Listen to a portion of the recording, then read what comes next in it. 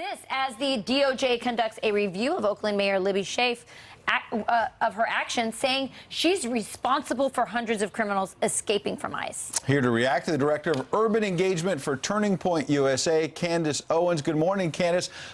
This story just gets worse and worse. Absolutely. It's absolutely ridiculous to know that in California they're doing this. It's something that Donald Trump needs to address, and he needs to address it swiftly. We can't have states within this union that are not complying with federal law. So I don't know what he's going to do, but it needs to be addressed immediately.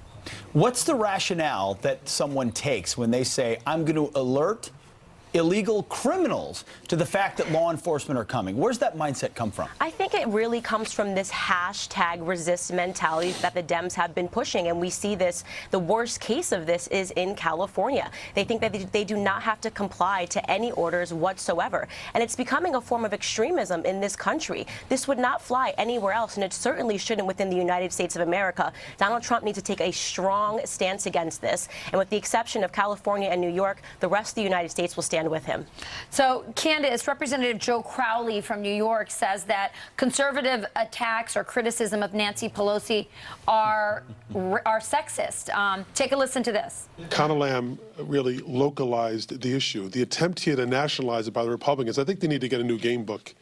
The attempts to use Nancy Pelosi, it's failing them at this point.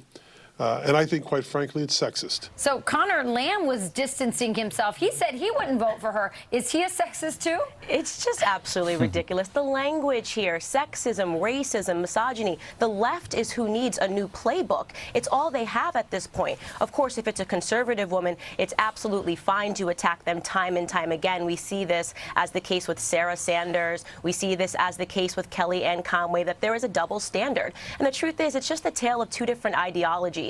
You know, the people on the right, we don't see ourselves as victim, but the culture on the left is all about victimology because it's all they have at this point. It's the only platform that they have left. When your policies and your ideas don't make sense, you have to say, well, hey, there's an invisible fence around me and nobody can attack my ideas or my bad policies because of my genealogy or because of my skin tone or because of my sex. So it's pathetic at this point, but it's no surprise. It's just par for the course when it comes to the Democrats. Sounds like they're building an invisible fence or maybe even a wall.